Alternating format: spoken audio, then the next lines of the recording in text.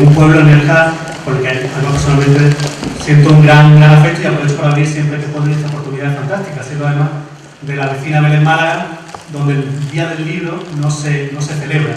Por tanto, he conseguido esa orfandad, poder paliarla viniendo a este acto y acompañando, además, teniendo el honor de acompañar a Justo Navarro, que es una referencia literaria, que una persona indudablemente vinculada con esta tierra, con Andalucía, por su origen granadino, con la provincia de Málaga, donde ha trabajado muchos años y ha sido en Málaga capital profesor y director de un instituto, y que yo afincado en Nerja también desde hace muchos años, por lo tanto me da cierto apuro, casi pudor, decir que voy a presentar a Justo Navarro. Yo creo que sobran las presentaciones y además si quisiera hacer una presentación clásica, curricular de su obra, pues creo que no nos daría tiempo ni a llegar al minuto de oro del debate que dicen que esta noche es el debate. Dicen. Es decisivo, ¿no?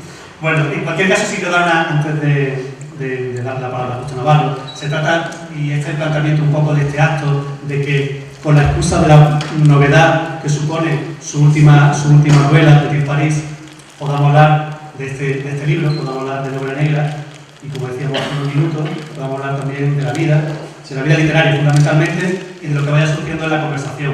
Pero sí quiero dar una pincelada sobre la trayectoria de Justo Navarro, para contextualizar y de alguna manera para justificar por qué este lleno absoluto en esta noche. Bueno, he dicho que nació en Granada, que se licenció en Filología Románica, algo que además compartimos. Ha escrito varios libros de poemas, de hecho empezó su trayectoria como escritor, al menos publicando, como poeta, con 2 o 3 obras, 3 obras yo diría, ¿no? Si contamos una primera llamada Serie Negra, mucho más prematura, y con 2 obras posteriores que lo lanzaron al panorama nacional de la literatura, y con una 4ª obra poética mucho más reciente. Aunque su trayectoria quizás es más conocida como novelista, donde acumula en torno a una docena de novelas que han obtenido los más diferentes premios, por no aburrir. El premio de la crítica de poesía castellana fue, en este caso, por un aviador sobre su muerte, de poesía, pero como novelista ya ganó el Herralde con Accidente íntimo, el premio de Andalucía de la crítica, hasta en 2 ocasiones, por La casa del padre y con Gran Granada, el premio Ciudad de Barcelona, con F, etcétera, etcétera. Pero es que además, como saben, ha sido y es traductor, ejerce la crítica literaria, colaborador de diferentes medios escritos, incluido el diario El País, donde ha ejercido como columnista habitual, y además también ha sido ensayista y nos regalaba hace un par de años, si no me equivoco, un ensayo muy interesante sobre la sociedad contemporánea, sobre el mundo del videojuego, del que si tenemos tiempo me gustaría comentarlo. Sobre lo que se ha hecho de su obra es, en fin, inagotable también, y voy a saltarlo. Voy a darle ya la palabra motivando un poquito esta conversación, de alguna manera poniendo un espejo respecto a lo que acabo de contar y a la percepción que puede haber de su obra en la sociedad. Y recojo unas palabras de un crítico literario, por tanto un compañero de Justo, que lo definía hace relativamente poco como el secreto mejor guardado de la literatura española. Quizá esta vez un secreto a voces porque tiene reconocimiento y prestigio, pero su trayectoria literaria transcurre lejos del ruido de la moda, al margen de los accesorios y de los primeros planos. Me gustaría empezar por ahí, Justo. ¿Qué piensas cuando lees, cuando escuchas eso del secreto mejor guardado de la literatura española? ¿No?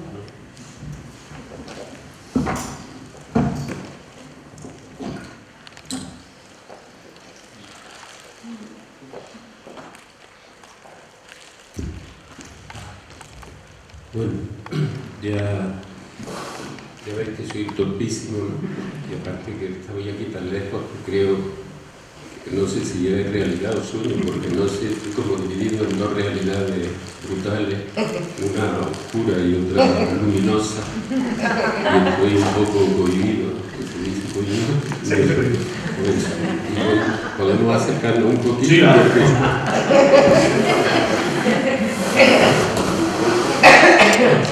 Bueno, he hecho por supuesto, pero tenía que haber mirado antes a Ricardo, porque vale, no lo da tan por supuesto.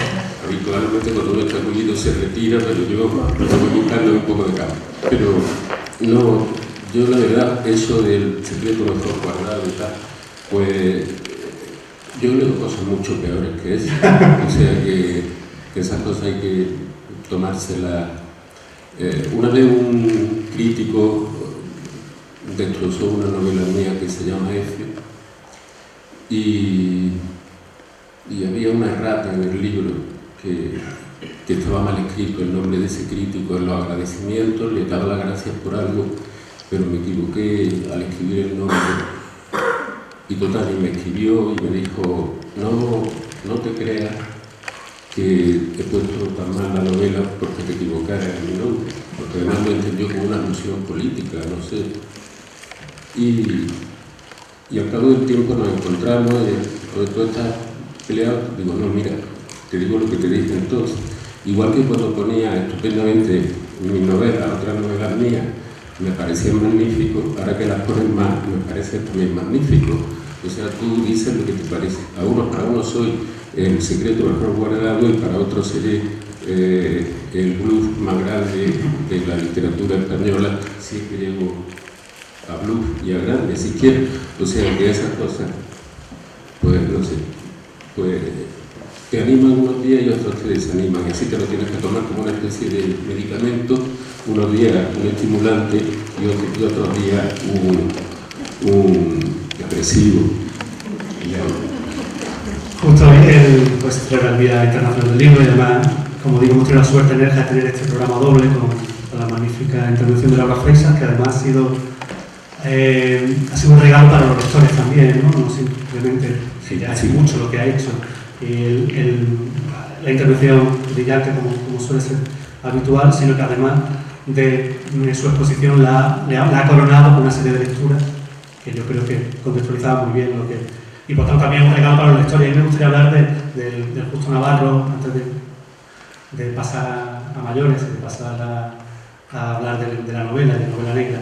Del Justo Navarro lector, de cómo se inicia, porque creo que es bastante conocido que desde un primer momento en su casa la novela negra tiene la novela policíaca y de misterio juega un papel muy, muy relevante por influencia paterna, pero también he escuchado, no recuerdo ahora no fue exactamente si fue una entrevista o un artículo, que por ejemplo Lorca también fue un autor que de pequeño se recitaba, se memorizaba, y no sé cómo se vivía esos primeros años en los que uno se inicia como lector y que van a ser decisivos. Bueno, tuve la suerte de vivir en una casa donde había muchos libros y en una casa donde se podía leer, porque la gente critica que no se lee. Hay que ver que no leen los niños, pero nunca hablan de cómo viven, de cómo es la casa de los niños. Los niños no leen y resulta que en su casa está puesta la televisión o hay ruido todo el santo día, no hay ni siquiera una buena luz para leer, no hay tampoco libros y protesta la gente o se queja porque los niños no leen. Lo que tendrían que quejarse es porque no vive bien es esa familia en una casa en la que no se puede leer. Un programa político que se preocupara por la buena lectura, porque la gente leyera, lo que se preocuparía porque hubiera buenas casas y porque la gente viviera en condiciones normales para poder leer, es decir, que tuviera una vida de burguesía media o de clase media normal. Entonces se quiere trasladar el problema de lectura a la que al niño es muy descuidado y no le gusta leer libros, ¿no? Y no es eso. Entonces yo tuve la suerte de que en mi casa se podía leer, de que en mi casa había libros y de que mi padre era un hombre bastante liberal y bastante tolerante, que jamás se metió en lo que yo leía, que para él cada uno lee lo que le interesa y por lo visto a mí lo que me interesaba no estaba mal y por otra parte mi padre desde el principio pues me leía poemas. Me despertó la alegría de intentar de aprenderme poemas de memoria, me descubrió esa alegría que todavía la sigo practicando. Yo, para quedarme dormido por la noche, lo que hago es que me recito poemas que me aprendo de memoria. Y me sé muchos poemas de memoria. En fin, iba a recitar uno de Campo Amor, pero en otro momento en fin, y eso, las novelas policíacas para mí fueron muy importantes. Por ejemplo, aquí saldrá pronto una portada de un libro que se llama Gran Granada, que es una foto que le saqué a una portada de una colección de novelas policíacas que abundaba en casa de mi padre y de mi madre, que se llamaba GP, una colección que editaba Plaza y Jané. La portada de Gran Granada es una foto de una portada de la colección GP, y en Petit Paris hay un homenaje a esa colección. A mí me gusta meter en las novelas pequeños secretos míos particulares, que luego a lo mejor cuento, como Ori, que ya he contado otras veces, como un autor de videojuegos mete en algún nivel del juego un secreto de quién fue el verdadero programador que hizo ese programa, porque claro, muchas veces lo encargan y lo firma otro que tiene el prestigio de su firma, pero el programador se preocupa de, en el último nivel hay un letrero que dice este juego lo escribió tal persona. Y a mí me gusta meter secretos así, y en Petit Paris aparece un encendedor con unas iniciales grabadas, que es de uno de los personajes que prefiero de la novela, que se llama Palma, se llama Palma y quizás se llame Gerardo porque tiene un encendedor que tiene las iniciales GP, son las iniciales de esas novelas policíacas que yo empecé a leer en casa de mi padre. Entonces, ¿a quién le tengo que agradecer la lectura? Pues a mis padres, a la casa donde viví, a encontrar libros y a encontrar sobre todo gente que no es que me obligara a leer, es que hizo que me gustara leer con él. Y nace un escritor también muy precoz, ¿no? Fruto de esa lectura y de... Es decir, no es una vocación de madurez, sino una vocación muy temprana. Sí, fue temprana. Yo desde el principio me convertí en un plagiario increíble, un copista, ¿no? Como hacemos casi todos los escritores. En mi casa se recibía una revista que se llamaba La Gaceta Ilustrada, que se cerraba siempre con un cuento de Alfred Hitchcock, un cuento que seleccionaba Alfred Hitchcock. Y yo las primeras cosas que escribí, tendría 10 o 11 años, porque estaba trabajando de monaguillo en la parroquia de mi barrio, me pagaban 200 pesetas al mes, no era por educación. Yo era muy devoto, que era un niño católico, siempre lo digo, hay una canción de Jim Caro, soy un niño católico educado, redimido por el dolor, no por la alegría. En mi caso, soy un chico católico, lo tengo a gala, y entonces fui monaguillo, y en ese, con las 200 pesetas me pagaba unas clases de mecanografía en una Lexicon, en una Olivetti Lexicon 80, y ahí aprendí a escribir a máquina y también empecé a copiar mis primeros cuentos de ese... Bueno, yo creía que me lo inventaba, como ahora me creo que me invento las novelas, aunque casi todo lo que está escrito lo he sacado de otro sitio, pero en fin, lo confieso aquí, y entonces ya hacía eso, y a mi padre le gustaba, y a mi madre también, sobre todo a mi madre. Has mencionado al programador, ¿no? que inserta, hace un pequeño guiño, deja una pista, una huella, o al fabulador, en este caso al novelista, que también va dejando pistas, que va dejando su sello. Yo no sé si también, como autor, como crítico, tiene especialmente avanzada la mirada para detectar en los demás ese tipo de juego y para proponerlo. Y al hilo de la traducción, a mí no me gustaría que esta conversación no se hiciera mención a una persona que además creo que está en la sala, que tuvo un papel importante en la formación del Justo Navarro como traductor, ¿no? Hacerle un encargo interesante. A esa persona le debo haber hecho las traducciones luego. Fue una persona insensata verdaderamente por encargarme a mí una traducción, porque no tenía experiencia de traductor profesional, y he traducido tonterías en la facultad y para colecciones ridículas, y hubo una persona insensata que me encargó nada menos que tradujera los diarios, una selección de los diarios de Virginia Woolf. Esa persona se llama Laura Frecha, está aquí.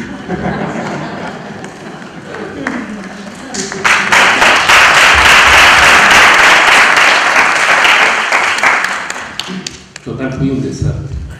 No cumplí los plazos.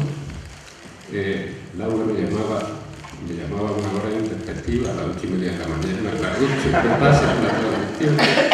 Vencían los derechos, era un desastre. No estuve a punto de arruinar la editorial, creo que la arruiné porque acabó mal.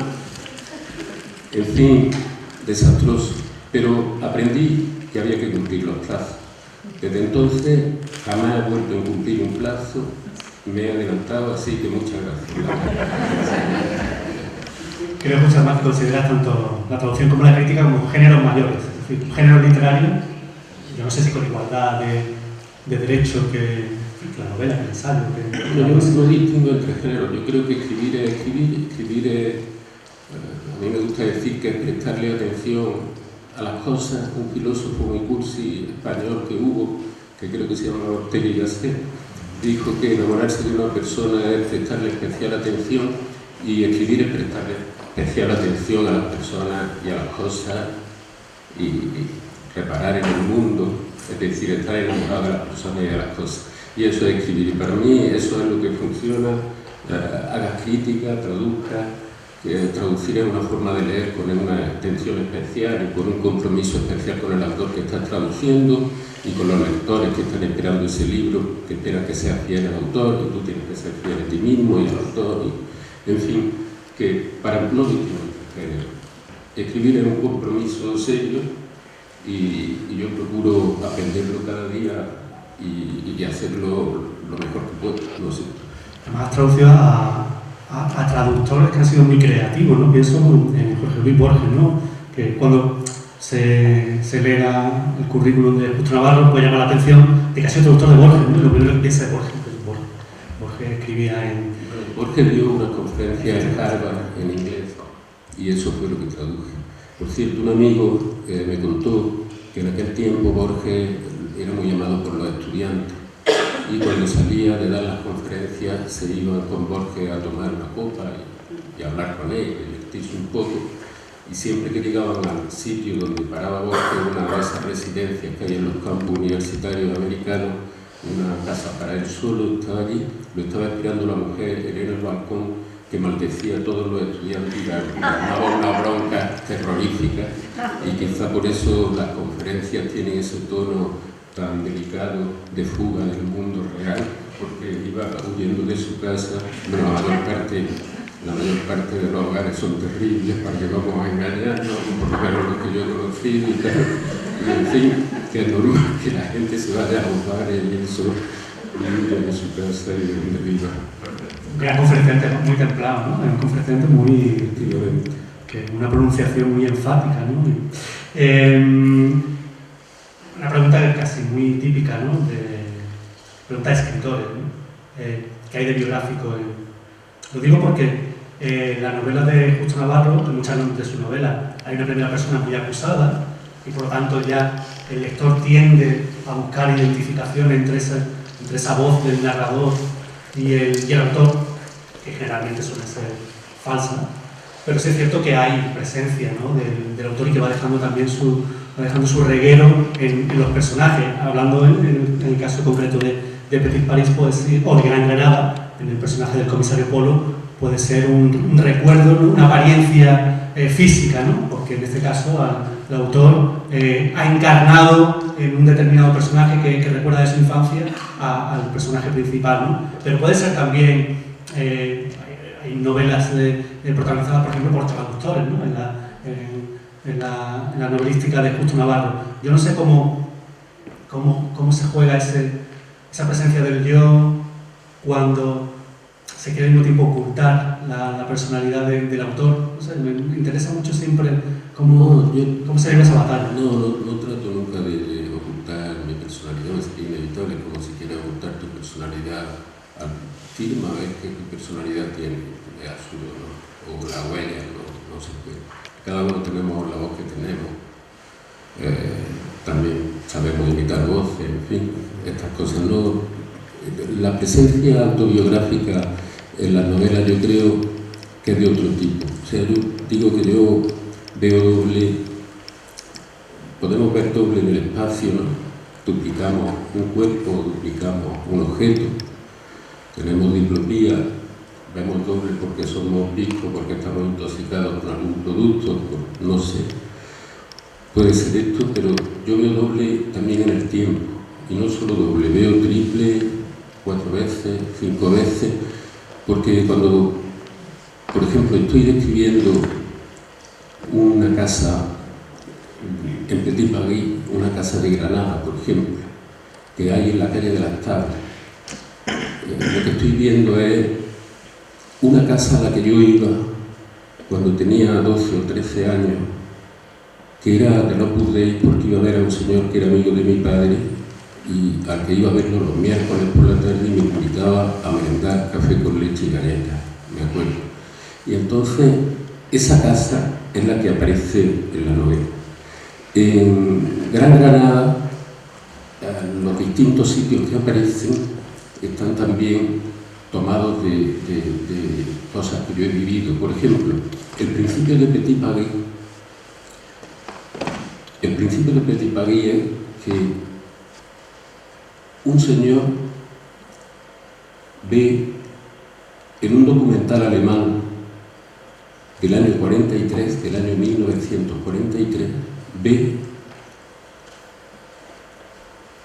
un reportaje sobre un combate de boxeo en el que se disputa el campeonato de Francia de los campeonatos pesados.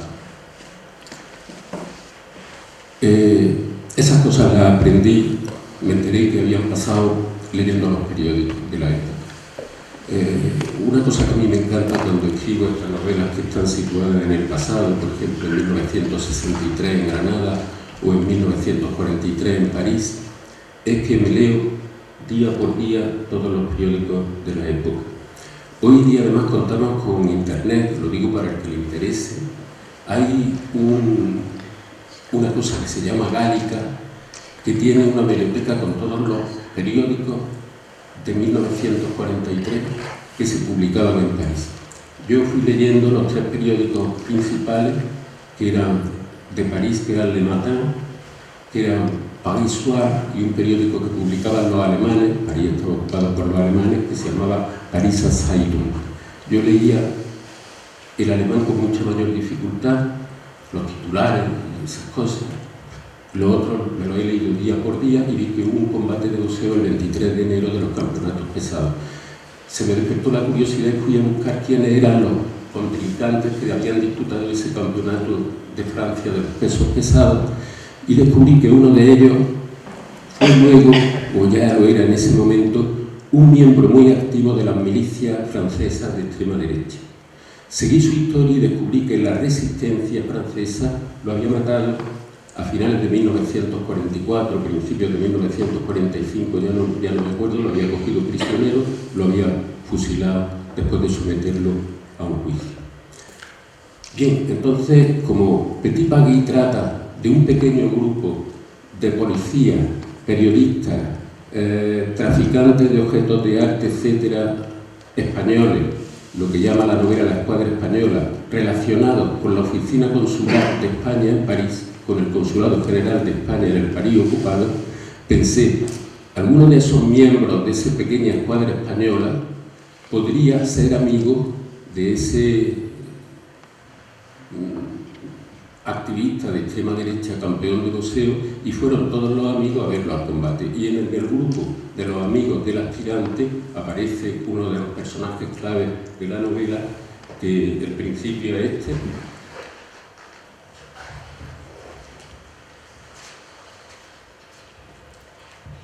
Cuando el lunes 22 de marzo de 1943 el comisario Polo llegó a París, el hombre al que buscaba llevaba muerto 7 días. Lo encontraron deshecho, arrollado por un tren en la gare d'Austerlitz, en la estación de Austerlitz, en las vías que van al suroeste de Francia, hacia la frontera con España, y no era ya el individuo de la foto que enseñaba Polo. Había cambiado de nombre y de nacionalidad. Ese hombre que muere en la estación francesa, en la estación parisina de Austerlitz, es el señor al que alguien cree identificar en un documental que ve en el periódico Patria, en el despacho del director del periódico Patria. El primer periódico en el que yo colaboré en mi vida, cuando todavía estaba en el Colegio de los Maristas, fue el periódico Patria, que era un periódico del Movimiento Nacional. Era el órgano del Movimiento Nacional en Granada. Yo le llevaba al director los artículos, un amigo mío que escribía conmigo los artículos, José Carlos Rosales, y yo íbamos por la noche los sábados a llevarle los artículos al director de Patria. Y entonces eso de ver doble en el tiempo. Cuando yo describo el despacho del director de Patria, que es donde proyectan este documental, lo que yo estaba viendo era el despacho que en los últimos años 60 tenía el director de Patria en Granada. Y lo que estoy describiendo como la casa que aparece en Petit Paris es mi visión del tiempo que yo viví, pero viéndolo en 1943, teniendo esa visión doble de las cosas. Y luego, esa es la autobiografía que puede haber en mi novela. Y luego también incluso la figura del comisario Polo también está sacada de mi biografía personal. No es la primera novela que ambienta Justo Navarro en la Segunda Guerra Mundial. ¿Por qué elige en este caso? Porque, para quien no haya leído Petit Paris ni Gran Granada, hay que decir que son las últimas novelas de Justo Navarro, que están conectadas. Tienen un mismo protagonista, que es el comisario Polo, que es el nexo de unión entre las dos ficciones, mientras que Granada ocurre en Granada en 1963, esta ocurre 20 años antes. ¿Cuándo toma y por qué la decisión Justo Navarro de ambientarla en ese periodo concreto de la Segunda Guerra Mundial? ¿Qué potencial le ve al hecho de plantearlo ahí? Bueno, una curiosidad que me viene no de los libros de historia ni nada de esto, sino de unos tebeos que leía cuando niño que se llamaban Hazañas Bélicas, que tenían unos dibujos de un señor que se llamaba Boiscard, que pintaba las grandes batallas de la Segunda Guerra Mundial, sobre todo desde el punto de vista de los alemanes. Porque claro, estaba en España, España fue muy amiga de las potencias del eje, de Alemania y de Mussolini, aunque luego cuando empezaron a perder la guerra se separó, como hacen los malos amigos, que te dejan en la estacada cuando menos lo necesitas, porque ya estás liquidado. Entonces, la Segunda Guerra Mundial me interesa también por otra cosa, porque fue la única guerra que ganaron los demócratas españoles o los republicanos españoles en ese momento. París la liberaron en 1944, entraron los soldados, los republicanos en París. Fue la guerra decisiva que ganó. Los valores que vencieron en la guerra civil perdieron. Los valores democráticos ganaron en la Segunda Guerra Mundial. Entonces es una guerra que puede caer dentro de lo terrible que son todas las guerras, de lo criminales que son todas las guerras y la coacción fulminante para el crimen que son todas las guerras, porque como decía no sé quién, lo que está muy mal visto como el asesinato, el pillaje, el saqueo, todas estas cosas en la guerra no solo no está mal visto, sino que se considera meritorio, que son novedades. Entonces las guerras son relacionadas con el mundo del crimen, tienen bastante interés, porque son, creo, como aquel que decía la guerra es la prolongación o la continuación de la política por otros medios, Clausewitz, pues yo creo que la guerra es la continuación del crimen por otros medios, ¿no? Como se le llama guerra, se podría también llamar crimen. Entonces, las guerras son interesantes porque son momentos de pasión y eso. Y la Segunda Guerra Mundial yo la he contado casi siempre en el lado de los que perdieron la guerra, porque La Casa del Padre contaba la historia de un muchacho que vuelve de la Guerra Mundial, había combatido en la División Azul y vuelve cuando los médicos le han dado 6 meses de vida, vuelve a Málaga, que era donde vivía, y luego se va a Granada, que era donde vivía su familia, donde tenía su familia la raíz. Y ahí la conté desde el punto de vista de un soldado de la División Azul. En Petit Paris, que vuelve a aparecer la Guerra Mundial, en el momento en el que París está a punto de caer y en el momento en el que Francia, los alemanes han empezado a perder la guerra en Stalingrado, cuando a finales de 1942 pierden la batalla de Stalingrado, los aliados han invadido África, se ve que la guerra se está decantando claramente a favor del campo aliado.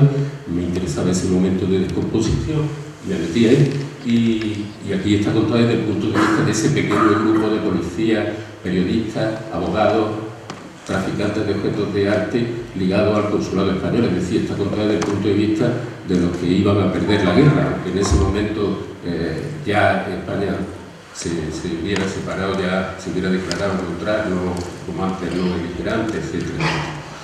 Pero eso te permite otra cosa que a mí me gusta en la literatura, que es que los puntos de vista, del punto de vista moral, las cosas no están nítidamente claras. O sea, la mayor parte de la literatura que se escribe, o que yo leo como crítico de novelas policíacas y crítico de bestsellers, está muy delimitado el campo del bien y el campo del mal. Uno sabe que un asesino en serie, lo que estamos deseando es que la policía cumpla con su función y lo atrape y lo elimine como sea, metiéndolo en la cárcel o, como dicen ellos, abatiendo. No matan, abaten. Entonces, abatiendo al criminal, eso es lo que estamos esperando, porque es lo lógico. Unos malísimos y otros buenísimos. Yo creo que la literatura está para plantear problemas morales. Ese problema moral ya está resuelto. A mí lo que me tienen que dar es historias que me permitan a mí pensar yo qué haría en una situación así. ¿Hasta qué derecho tengo a ser un poco corrompido en una sociedad corrompida? En una sociedad criminal, ¿hasta qué punto tengo derecho a ser criminal para sobrevivir? No sé, está bien que yo haga esto, que no lo haga, pero claro, que no me cuenten, este señor se dedica a asesinar niños. Está bien que lo pillen o no, evidentemente estamos deseando que lo pillen para que por lo menos nos cuenten más brutalidades, que muchas veces esas novelas son simplemente pretexto para ejercer el sadismo y el sadomasoquismo desde un punto de vista moral, muy bondadoso. Yo estoy de la parte del bien, ¿no? Que lo que está contando es una historia un poco redundante. No sé, que la literatura plantee problemas morales y no los dé por supuesto, y que no nos reconforte en nuestros valores, sino que no nos ponga en duda un poco. En este caso, bueno, realmente se está recreando el mundo de los malvados, ¿no? De los verdugos, antes de que efectivamente el fiel de la balanza se decante hacia los aliados. Y de hecho es muy interesante ese trasfondo, ¿no? De cómo se va, los síntomas son evidentes de que la guerra no va bien para Alemania, para la Francia ocupada, para el régimen de Vichy, aunque los periódicos se empeñen en dibujar de manera monocolor un panorama en el que se dice que las fuerzas alemanas están avanzando en el este y todo el mundo entiende que lo que se está diciendo es que están en retirada, ¿no? Que también es muy interesante, ¿no? El papel de los periódicos, de los medios de comunicación en aquel contexto, pero dentro de la complejidad de esos personajes, que en su mayoría son unos canallas, son personajes viles, que buscan, le mueve el afán de lucro, la búsqueda de los lingotes de oro, la supervivencia. Hay en el comisario Polo, a menos una impresión, como cierta nobleza, en el sentido de que es un personaje que está necesita como redimirse de algo. Esa es mi sensación como lector. En un momento dado, y no voy a desvelar nada para que no lo haya leído, él podría dar carpetazo a la investigación, pero parece que hay una tentación casi suicida, no homicida, sino suicida, de seguir investigando cuando no tendría por qué. Y eso supone meterse en problemas, ¿no? Yo creo que es un poco la grandeza de ese personaje, no sé cómo lo ve el autor. Bueno, la novela cuenta un caso criminal fundamentalmente. Un señor viendo un documental en el periódico Patria, en el despacho del director del periódico Patria, leyendo los periódicos me enteré de que en Granada se proyectaban en los cines unos documentales que se rodaban en Berlín, que se hacían en Berlín, de propaganda del Tercer Reich, de propaganda de la Alemania de Hitler, y se mandaban a los territorios sobre los que tenían influencia. Entonces, viendo ese combate de boxeo en un reportaje donde se celebraba, entre otras cosas, el aniversario del ascenso de Hitler al poder en enero, subió a finales del 33 al poder en enero, y ahí era enero el combate. En ese reportaje se celebraba la subida al poder de Hitler, se celebraba el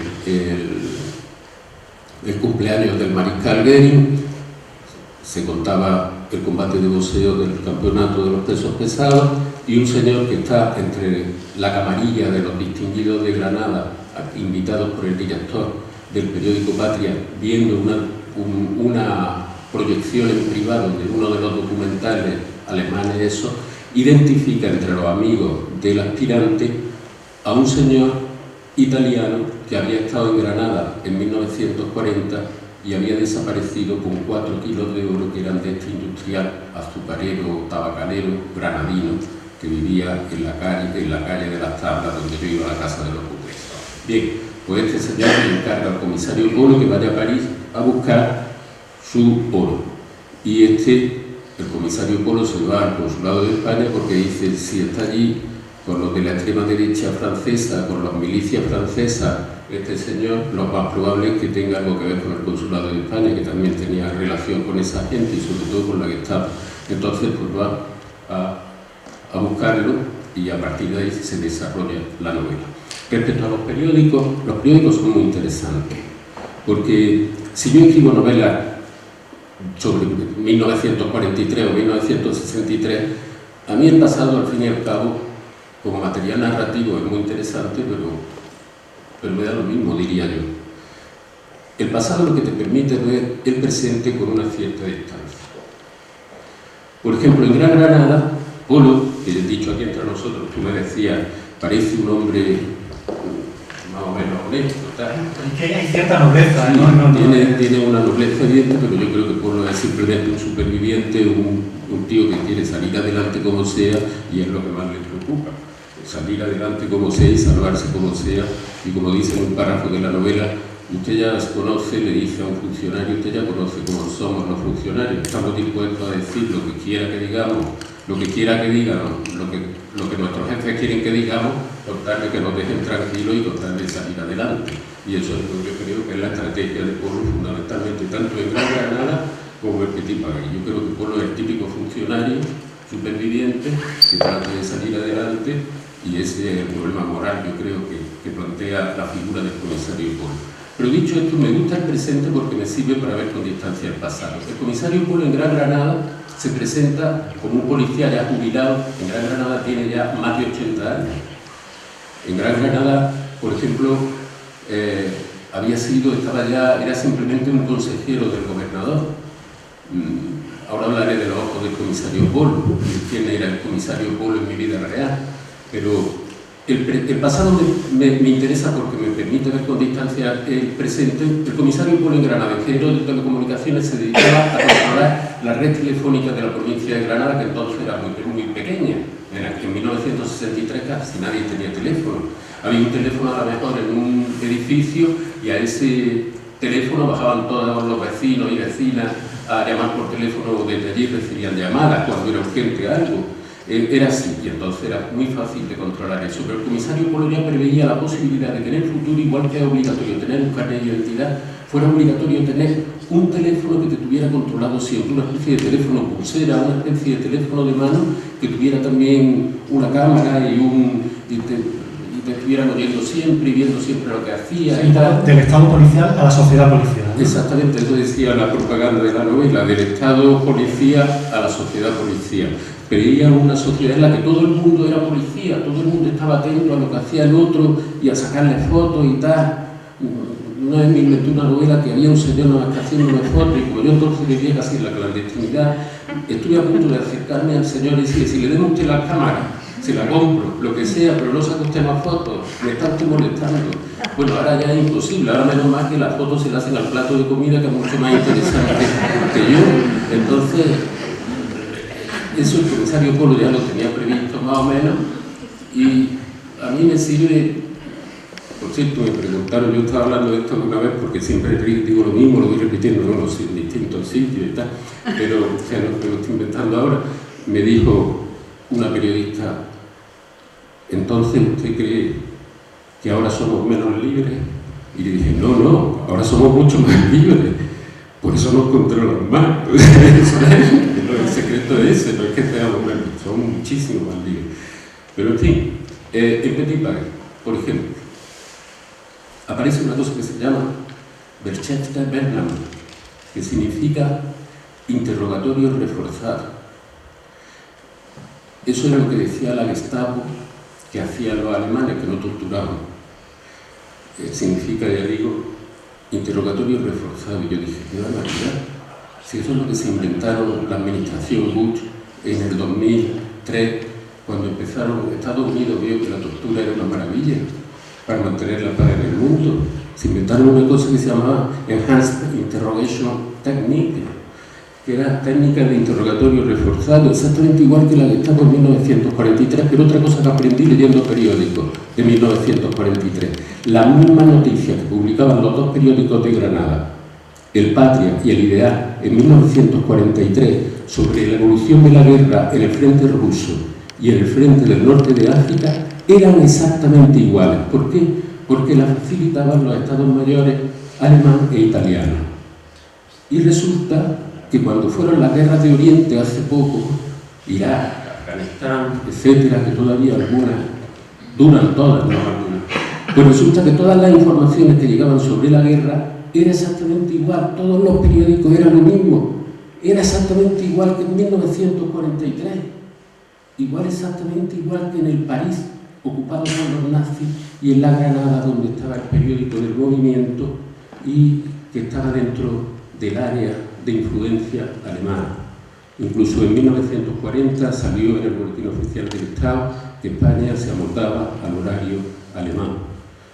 En fin, en Petit Pagui, por ejemplo, se cambia de hora el 20 y tantos de marzo, que lo leí en el periódico Le Matin, que se había hecho, se había cambiado a las 2 de la mañana, se había adelantado el reloj una hora, y como Pablo estaba deseando de largarse de París, como yo estoy casi siempre en todos los sitios deseando de irme, pues Pablo, que está deseando de largarse de París, dice: qué bueno, me ahorran una hora del tren.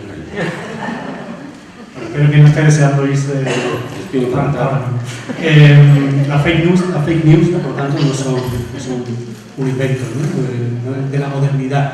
Ya se existía, no se controló los estados mayores de las agencias de noticias que conseguían colocar su mensaje, ¿no? En diferentes países incluso, ¿no? Todo el mundo, en el área de influencia que tienen los distintos bloques militares o los distintos bloques internacionales. No sé, lo de las noticias falsas, por favor. Dios mío, las noticias falsas existen desde que se inventó la Biblia.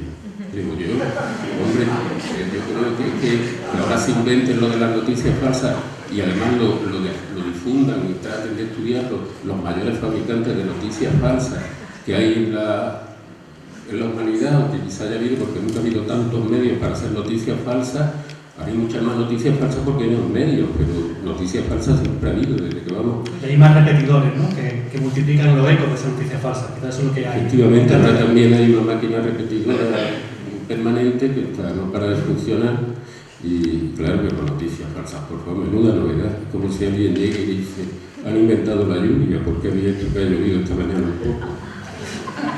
Justo Navarro es especialista en novela policíaca, ha sido un lector y sigue siendo lector del género y trabaja el género como escritor.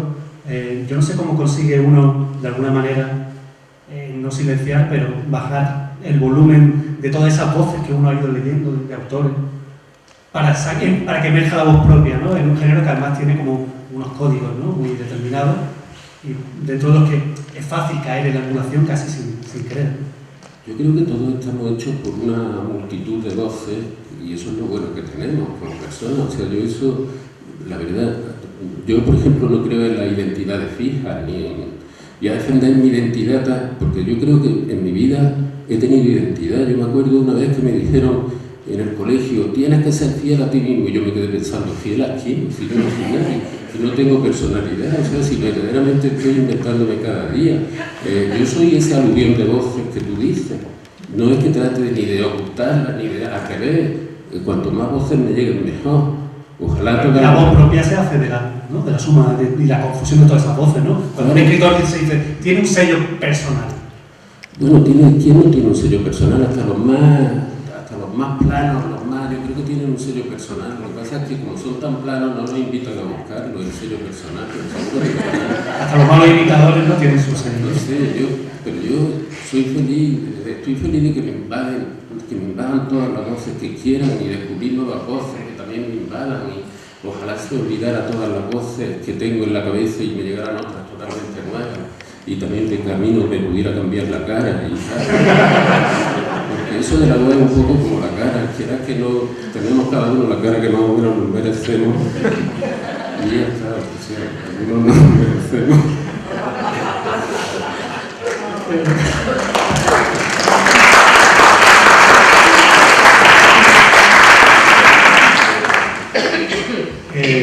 dentro de esas voces se ha hablado de algunos escritores preeminentes y predilectos de Justo Navarro que tendrían presencia en esta última novela. Se habla de Simenón o de Modiano, Dashiell Hammett, que son autores, ¿no? Entiendo que han marcado también como lector. Yo creo que en esta novela hay trucos. Por ejemplo, Modiano. Vamos a ver la presencia de Modiano en esta novela. En esta novela, que hay pequeños diálogos entre francés y tal, hay una frase que dice: Ma sœur, tu veux de l'aspirine et du café? Marcel, ¿quiere aspirina y café? ¿Quiere una aspirina y un café? Esa frase está copiada literalmente de un guión de cine de Patrick Modiano que se llama La Convolution, que escribió con Louis Malle. Entonces, de ahí, claro, yo tenía que escribir diálogo en francés, porque una cosa que a mí me fastidia mucho es esas novelas que salen franceses, alemanes, americanos, español y todos hablan en español. Pues no creo que no es serio. Aquí cuando sale el francés y eso hablan en francés, o por lo menos hablan con acento francés. Cuando sale un alemán, hablan en alemán un poco. No se puede caer en esa simpleza, ¿no? Eso no. En fin, se me ha olvidado de lo que estábamos hablando, pero invento... Estamos hablando de esa referencia literaria, ¿no? Esa es la presencia de Modiano, fundamentalmente. Le agradezco mucho esa frase, que yo creo que es la que salva la novela. Más que una aspirina y un café, en fin, creo que es buenísimo. Pero hay dos autores que yo sí reconozco que tienen una presencia real, que uno es Dashiell Hammett, del que traduje uno de Uliri, y otro es un autor que a mí me gusta mucho y que casi nadie conoce, que se llama Carlo Emilio Gatta, que es un autor italiano que tiene una obra maestra policíaca. Es tan buena la novela que termina y no dice quién mató a nadie. No se sabe quién cometió el crimen, cosa que me parece maravillosa. Bueno, el comisario Protopco está muy seguro de que lo que descubre es la verdad en esta novela. Cuando ya al final dice, bueno, ya lo había visto todo, dice, bueno, pero en fin, pero eso era como cuando vemos una mancha en la pared y nos parece que es un dromedario. La miramos dos veces y ya lo que vemos es una catedral con 2 torres. Debe ser una catedral con 2 torres, esa es la solución. De todas maneras, eso es una cosa que decía Karl Popper, el filósofo. La verdad siempre puede demostrarse que es falsa. La ciencia se demuestra no porque es indiscutible, sino porque puede llegar otro científico que dice que esa teoría es falsa. Y se ve que el comisario Polo, antes de que Popper escribiera eso, ya lo había leído, porque ese es el principio que aplica, esta es la verdad mientras no se demuestre que es falsa. Pero eso digo, Carlo Emilio Gatta tiene una novela que se llama El zafarrancho aquel de Villa Medulana, que tradujo aquí un señor que fue secretario de Rapalm, otra novela que yo escribí, que trataba de la Segunda Guerra Mundial y que Rapalm era el protagonista. Pues que fue secretario de Pau, tradujo El zafarrancho aquel de Villa Medulana, que está publicado en España por 6 Barras y por varias colecciones más baratas y se puede encontrar en Iberlibro, y que es un novelón espléndido. Entonces, yo me quedo con la concreción, la contundencia,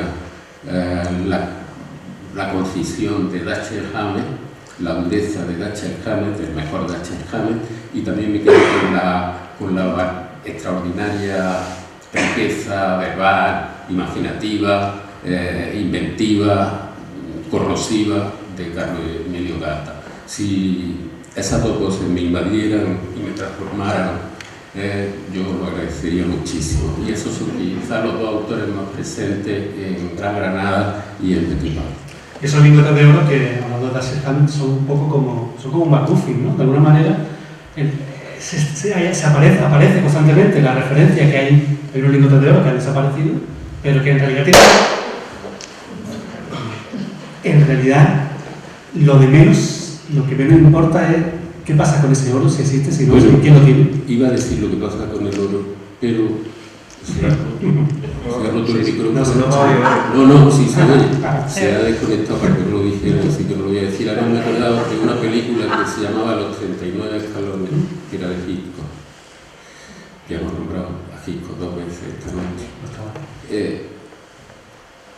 Pues también hay una escena de una película más o menos como esto, y está sentado el artista en un cabaret, y está sentado el artista más o menos como José María y yo estamos sentados aquí ahora, pero él está solo y el artista se llama Mr. Memory.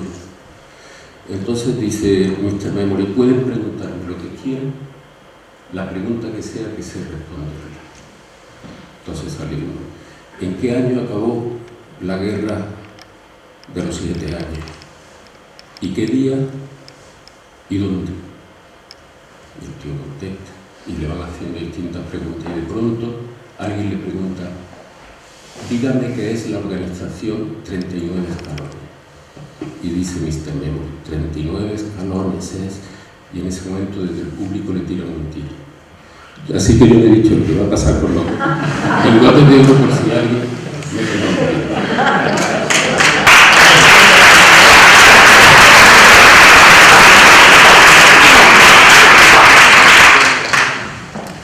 No sé de qué tipo disponemos, creo que todavía tenemos, ¿no? Un ratito por delante. Si no me hace ninguna señal, seguimos. Voy a hacer una señal cuando. Bueno. Yo quería proponerle a Justo, porque yo creo que hay información de la novela, yo creo que decir más sería ya empezar a desentrañar demasiadas cosas, ¿no? Y vamos a intentar vender unos libros. Así que, si te parece, te iba a proponer. Yo quería hablar de un personaje, de dos personajes concretos. Uno es Rubén Palma, que es como un doble del comisario Polo, pero con 25 años. El comisario Polo ya tiene 60 y tantos años, en el que Polo se ve reflejado como si fuera su doble, como si fuera él mismo resucitado, pero con 25 años, desdoblado, que se convierte en la sombra de Polo en París y que Polo detesta profundamente, simplemente porque es su propia imagen, pero con 25 años, cuando se consideraba un imbécil. Y Palma le parece a Polo un imbécil. Ese es el que tiene el encendedor con las iniciales, la novela policíaca, las iniciales GP, de la colección de novelas policíacas. Siempre el doble, ¿no? Siempre el doble, sí. Siempre ese juego. Pues sí. Y luego hay un personaje que es una mujer, que fue un héroe de la Quinta Columna en Madrid, y que es una heroína de guerra, de la Guerra Civil Española, una infiltrada en el Madrid Rojo, que es una falangista condecorada y una que se llama Alodia Dons, que es una aragonesa.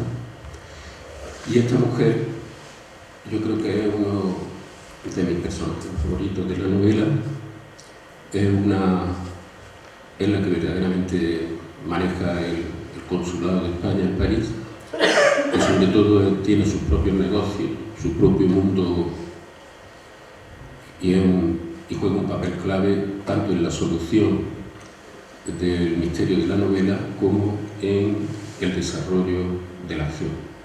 Y es un poco como otro personaje de Gran Granada, que es una bibliotecaria que se llama Clara, que también tiene una participación muy activa en la solución del enigma que se planteaba en Gran Granada, y ella, digo, un personaje que incluso, bueno, es que si digo lo que estaba dispuesto quizá revele algo, así que me callo ya, paso muchas cosas. Comentaba lo del doble, ¿no? Y hacía justo referencia a ese Polo que está mirando a sí mismo de joven, pero es verdad que esos juegos se establecen continuamente en la obra de Justo Navarro, en concreto además en las dos últimas novelas, ¿no? Esa comparación entre esos dos mundos, de alguna manera estrechos, ¿no? Por un lado la Gran Granada, por otro lado el Petit París, además con el juego directo incluso en el título, ¿no? La alusión directa. Gran Granada es que ha debido haber una confusión, porque un partido ha tomado como eslogan de la campaña de las municipales, ha tomado como eslogan Gran Granada, defiende la Gran Granada. Entonces se hacen fotos que pone Gran Granada, con unas letras. En fin, tengo amigas que se molestaron bastante, entre ellas mi hermana, y me pedían que lo demandara al cargo de eso, tal, tontería. Seguro que se le ocurrió a ella antes que a mí lo de Gran Granada. La primera vez que dije el título Gran Granada, alguien me dijo que eso era una cacofonía, que era horrible y que por favor no le pusiera jamás ese título a una novela. Pero ahora resulta que utiliza de publicidad un partido político.